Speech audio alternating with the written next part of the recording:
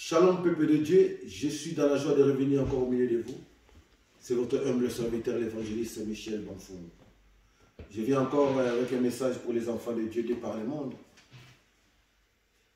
Aujourd'hui, si vous permettez, avec toute humilité, je vais prier pour la parole. Le créateur de toutes choses, Jésus-Christ de Nazareth, le véritable Dieu, le Seigneur est maître de tout. Merci encore une fois de plus pour cette opportunité, grâce que tu m'as offerte, Seigneur, de parler de ta part, de venir enseigner, Père de quoi ton peuple. Sois glorifié, Jésus-Christ de Nazareth, le roi des rois. Ce moment entre tes saintes mains, Seigneur. Inspire, Père, bien les paroles du fait de la bouche de ton serviteur. Que cette parole, tes enfants qui écouteront cette parole, Seigneur, ta parole d'aujourd'hui, que leur vie change. Que leur vie change, Seigneur. Qui passe du ténèbre à la lumière, de la mort à la vie, de la maladie à la guérison, de la prison satanique à la délivrance, Seigneur. Illumine les yeux de tout un chacun d'eux. Prends le compte de toutes choses. Tout esprit qui ne confesse pas ta Seigneurie, qui n'honore pas le nom de Christ Jésus, le roi des rois, soit chassé, renvoyé dans les arides, au nom du puissant ressuscité. Sois béni, Père, le véritable Dieu. Inspire ton serviteur, du début jusqu'à la fin, entre tes saintes mains. Que toute l'année la gloire ne revienne qu'à toi seul. Christ Jésus, le roi des rois, le Seigneur des seigneurs. Amen. Bien-aimés dans le Seigneur, et dans nos Bibles, nous allons lire la parole du Seigneur, si vous le permettez. Nous aurons 2 versets à lire aujourd'hui. Nous allons lire Apocalypse, chapitre 19, verset 17 à 20. Et nous allons lire encore Apocalypse de Jean, chapitre 20, verset 7 à 10. Je lis la parole du Seigneur dans Apocalypse, chapitre 19, verset 17 à 20. Puis je vis un ange debout sur le soleil, crier d'une voix forte, d'une voix puissante, à tous les oiseaux qui volent au zénith, venez rallier les grands festins de Dieu. Vous y avalerez, chers des rois, et chers des grands capitaines, chers des héros, et chers des chevaux, avec leurs cavaliers, et chers de toutes gens libres et esclaves, petits et grands. Je vis alors la bête avec les rois de la terre et leurs armées rassemblés pour engager le combat contre les cavaliers et son armée.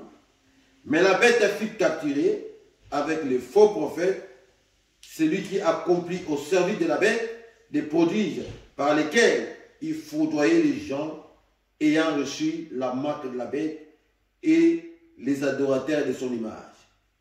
On les jeta tous deux vivants dans le temps de feu, des soufres embrasés. Je continue, je lis Apocalypse chapitre 20, versets 7 à 10. Le 1000 ans écoulé, Satan relâché de sa prison s'en ira séduire les nations des 4 coins de la terre,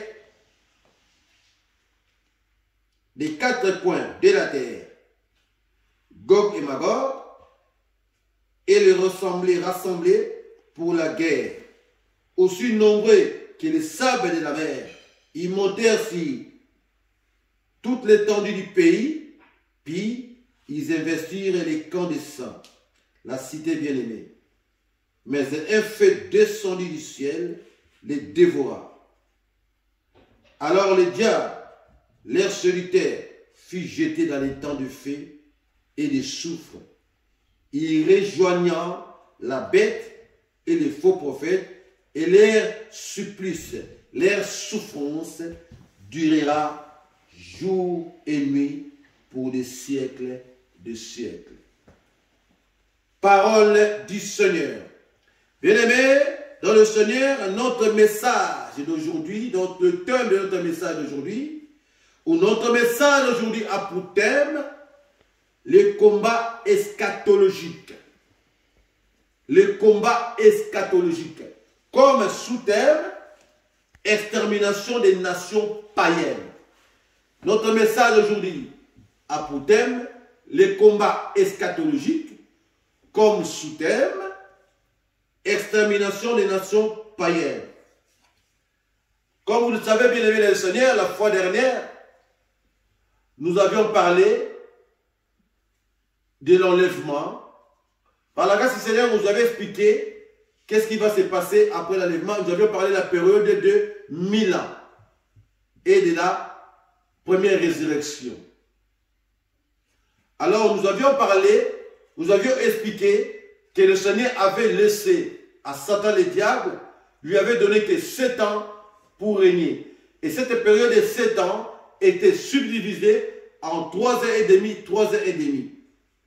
Et nous avions expliqué que à la fin du règne de 7 ans, où l'Antichrist va régner, avec le pouvoir du dragon qui est le diable, et il sera secondé par les faux prophètes, ensemble ils feront des prodiges et des miracles, ils vont chercher à séduire ceux qui vont rester, qui vont rater l'enlèvement, et le reste de la population mondiale.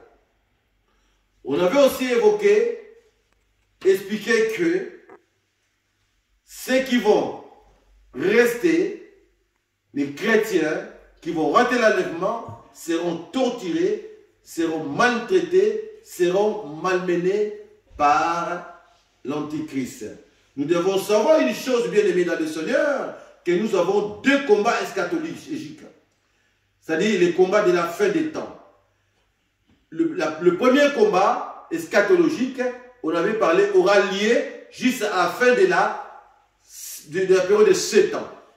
C'est-à-dire, à la fin de la période de 7 ans, quand le peuple d'Israël, le peuple élu de Dieu, l'Antichrist va commencer à le maltraiter, parce qu'ils vont voir qu'il y aura l'abomination dans les temples. Il va commencer à faire des abominations. Le peuple, lui, vont se retourner contre lui. Ils vont refuser les actes qu'il va commencer à poser dans le temple.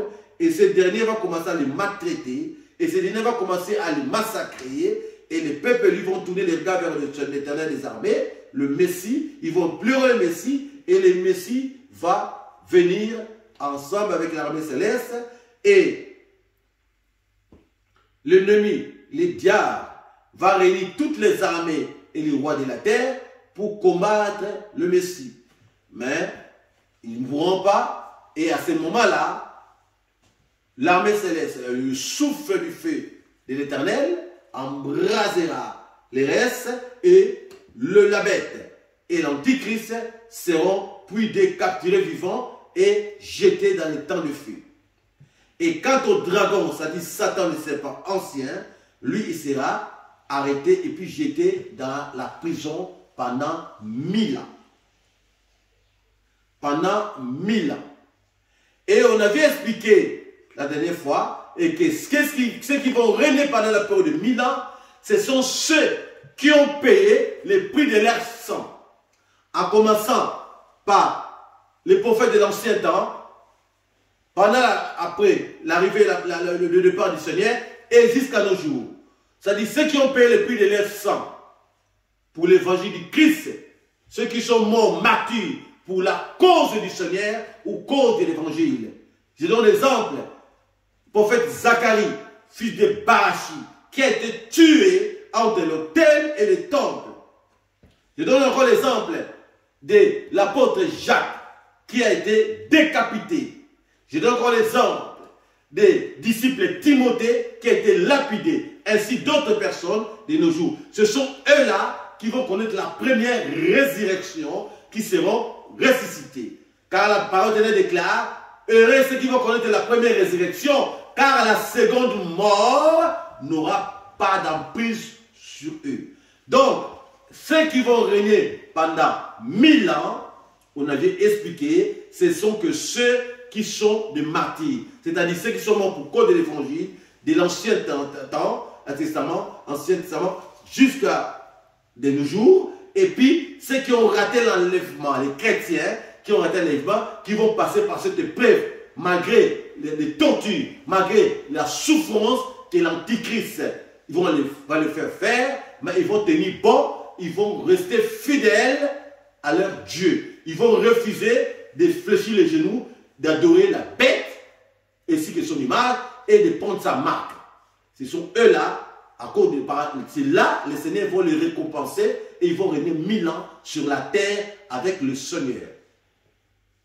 Pendant ces 1000 ans, le diable, on avait expliqué, sera jeté dans la prison. Après, au bien-aimé du Seigneur, on avait encore expliqué que, après, pendant cette période, c'est ce qu'on appelle la première résurrection. Donc, il y a deux résurrections. Il y a la première résurrection qui concerne le martyr de l'évangile ou de la parole du nom du Christ, et la seconde résurrection qui concerne tous les autres chrétiens.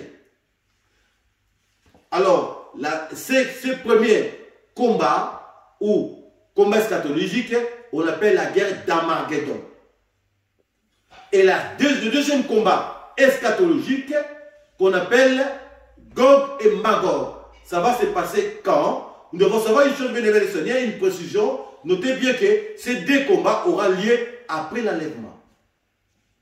Premier juste après l'enlèvement et le second après la période de 1000 ans. La parole de Dieu nous déclare, nous précise que le diable sera relâché. Et il va aller séduire les restes de la population mondiale. C'est-à-dire ceux qui étaient restés, malgré tout ce que le Seigneur, le temps, la grâce qu'il les a accordée, malgré toute la faveur qu'ils ont eue, malgré tout ce que le Seigneur les a donné, mais ils ont refusé de se repentir, de suivre le chemin du Seigneur. Ils ont préféré suivre la bête, adorer son image, et c'est ces derniers qui seront séduits par le diable, quand il sera relâché après 1000 ans, et ils vont aller se réunir, le diable va aller réunir toute la population mondiale pour combattre le Seigneur et son armée. Et la parole du Seigneur dit que il y aura un feu qui va tomber du ciel, va les embraser, et le diable sera jeté dans les temps de feu éternel, et il va aller rejoindre l'Antichrist et les faux prophètes. Nous devons savoir qu'une chose, bien aimée, et après cela viendra le jugement dernier. Dans le jugement dernier, comme je disais tantôt, bien aimé dans le Seigneur, la parole du Seigneur nous dit ceci: que le pécheur pêche encore, que l'homme souillé se souille encore, que l'homme de bien vive encore dans les biens, et les saints se sanctifient encore, ou davantage. Nous sommes dans Apocalypse chapitre 22, verset 11. Aussi la parole du Seigneur nous dit encore ceci: heureux ceux qui lavent les robes afin d'avoir droit à l'arbre de vie et d'entrer dans les portes dans la vie. Nous sommes dans Apocalypse, c'est toujours dans le livre d'Apocalypse, chapitre 22, cette fois-ci, verset 14. Bien-aimés dans le Seigneur, nous avons Dieu qui est tellement miséricordieux. Comme la parole de la Bible dit, il est lent à la colère, mais riche en bonté et en fidélité.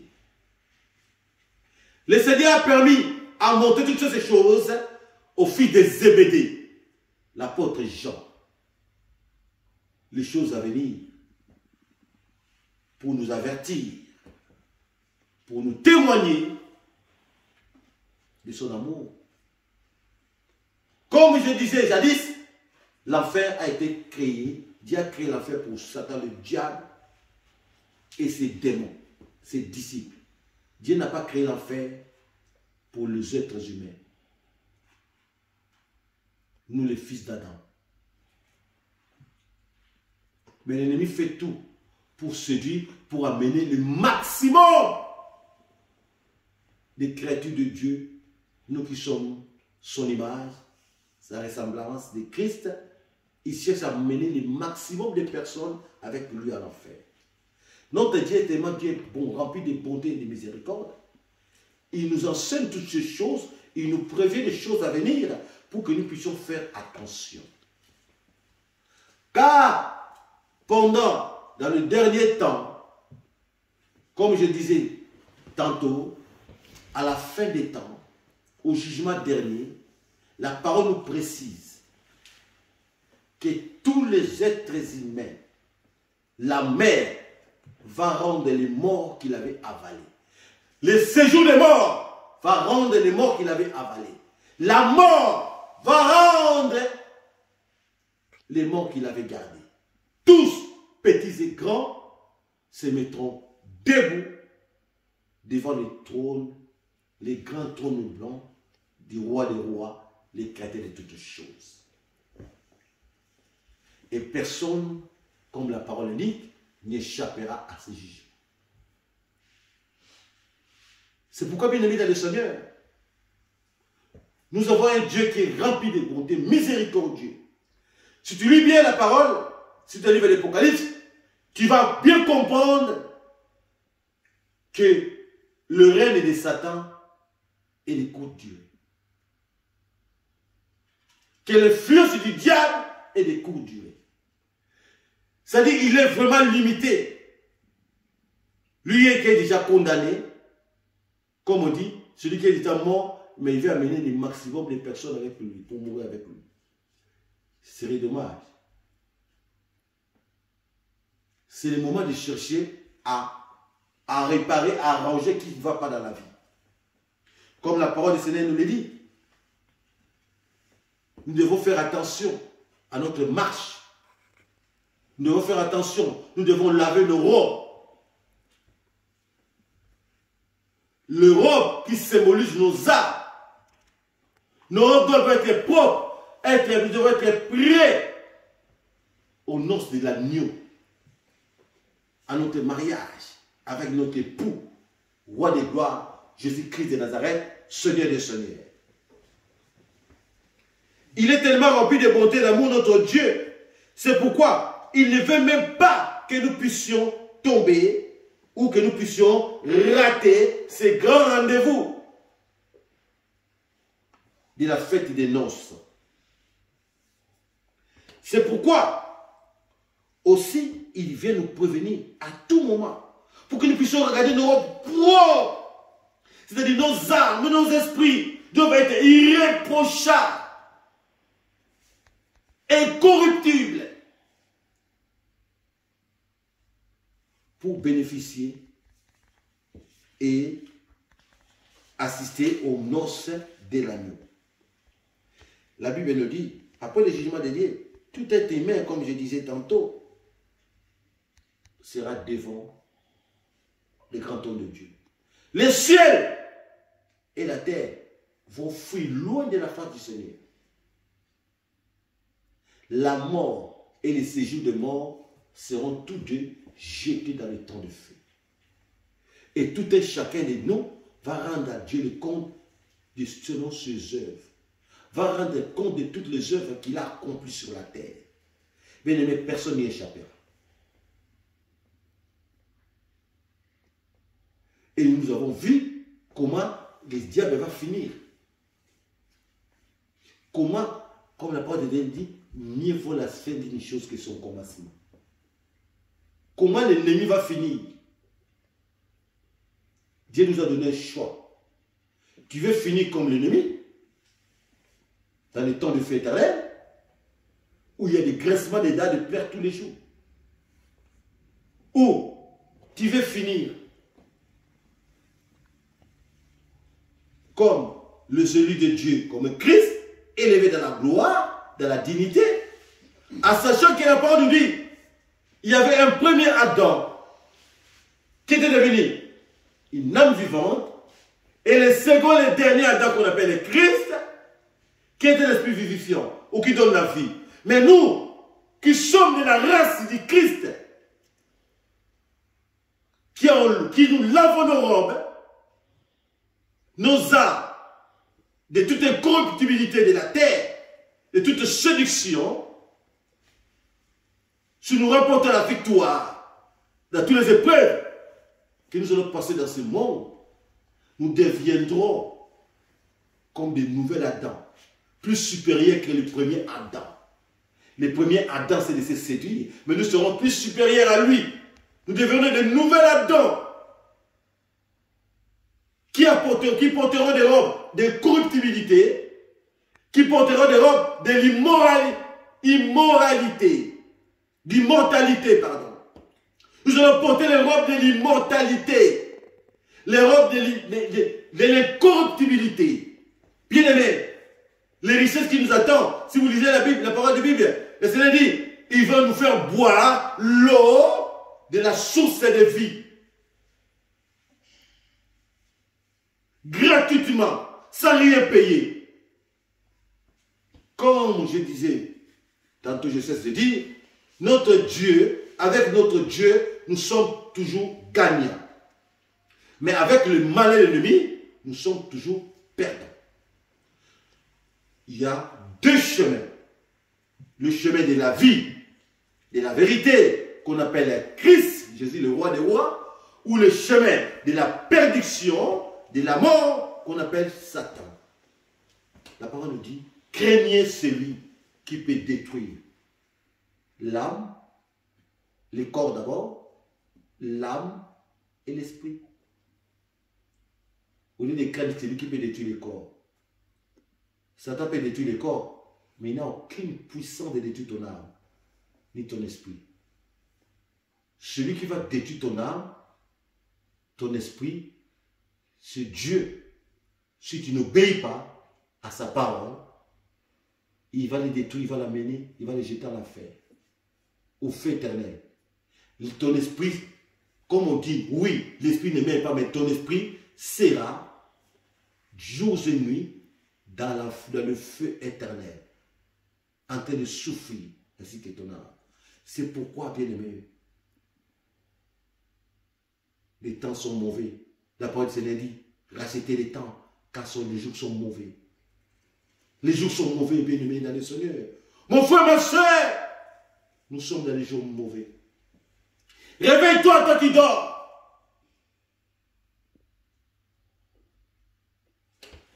Bon nombre d'entre nous ont vendu Christ. Le Seigneur, autrefois, avait dit à Judas Iscariot, avait dit à ses disciples, pendant son séjour terrestre, que malheur à celui qui a vendu le Fils de l'homme, mieux vaut pour lui ne pas être né. Bon nombre d'entre nous aujourd'hui sont en train de vendre Christ. Combien ont vendu Christ à cause des choses de ce monde? Combien ont vendu le Seigneur? Combien ont vendu les âmes à Satan? Quand tu vends ton âme à Satan, tu vends l'image du Seigneur, tu vends la ressemblance du Seigneur qui est en toi pour un plaisir de courte durée, pour un plaisir éphémère. Cherchons ce qui dure. Ne cherchons pas le plaisir éphémère, mais contentons-nous du plaisir éternel, ce qui dure d'éternité en éternité. Mon frère, ma soeur, ne te laisse pas séduire par l'ennemi. Ne te laisse pas séduire par l'ennemi. Ne te vends pas si moins cher. Tu as de la valeur. Parce que tu as l'image de Dieu en toi. Tu as de la valeur. Parce que tu as été créé. Tu n'es pas n'importe qui. Alors, ne te laisse pas séduire par ces circoncis. Comme la parole du Seigneur nous dit, vous avez attendu, il y aura l'antichrist qui va venir. Mais je vous dis, il y a déjà, comme l'apôtre Paul nous disait, il y a déjà des antichrists au milieu de nous. Toute personne qui combat le vrai évangile du Christ, qui combat la parole de Dieu, c'est un antichrist. Ils vont vous séduire, c'est la parole qui le dit.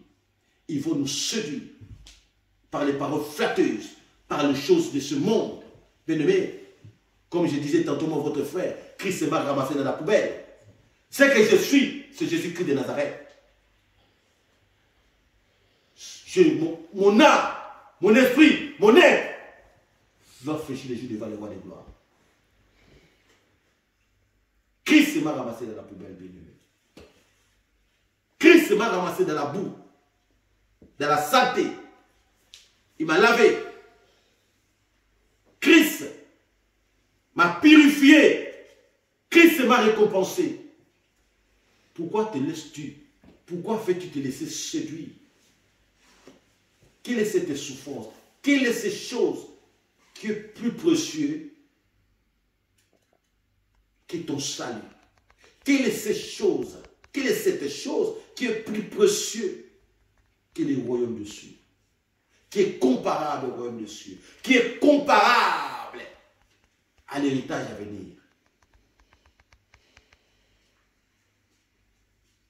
L'or et l'argent nous appartiennent. Si ça fait partie des biens de notre Dieu, de notre Père, de Seigneur, les chrétiens, toutes choses. Il avait dit à Adam, au commencement, dominer le monde, assujettiser, contrôler, dominer là. Il a donné ce monde à l'homme de le dominer. Mais les malins, cherchent à nous faire croire que ce monde est à lui et que c'est lui qui est le maître. Mais le créateur, le propriétaire de ce monde, c'est l'Éternel des armées, le Seigneur Dieu Tout-Puissant. Bien-aimé, le monde ainsi que ce qu'il trouve passera. Mais seul, au roi de gloire, Christ Jésus, ainsi que c'est nous qui sommes de sa race, que nous avons accepté de prêter allégeance au roi de gloire, nous régnerons, nous vivrons l'éternité avec lui. Ne te laisse pas séduire, mon frère, ma soeur. Ne laisse pas l'ennemi te séduire. Ne laisse pas le diable te séduire. C'est un menteur, un vrai menteur. Il va te faire croire que c'est lui qui donne le bonheur. Or, le bonheur ne peut venir que de Christ Jésus. La joie ne peut venir que de Christ Jésus. Quand on parle de bonheur, ce n'est pas seulement le matériel, mais avoir Christ en soi, c'est déjà le bonheur. La vraie bénédiction, mon frère, ma soeur, c'est la repentance. La vraie bénédiction, c'est la reconversion du cœur. C'est d'abandonner les bas, abandonner la voie du péché et venir dans le droit chemin, dans la voie du salut, dans la voie de la restauration, dans la voie de la transformation. La vraie bénédiction, c'est Christ Jésus. La vraie bénédiction, ce n'est pas les voitures, ce n'est pas les maisons, ce n'est pas l'argent, mais la vraie bénédiction, c'est Jésus-Christ de Nazareth. Parce qu'en Christ, nous sommes bénis. En Christ, nous avons tout. En Christ, nous avons la richesse. Mon frère, ma soeur, quel que soit ce qui peut t'arriver dans la vie, quelles que soient les épreuves, ne fléchis pas les genoux.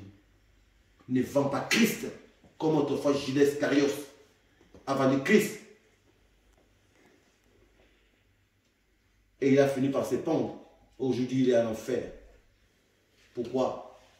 Parce qu'il a vendu Christ à cause du bien de ce monde. Ne vends pas ton âme, ne vends pas ta vie, ne vends pas l'image de Christ que tu as.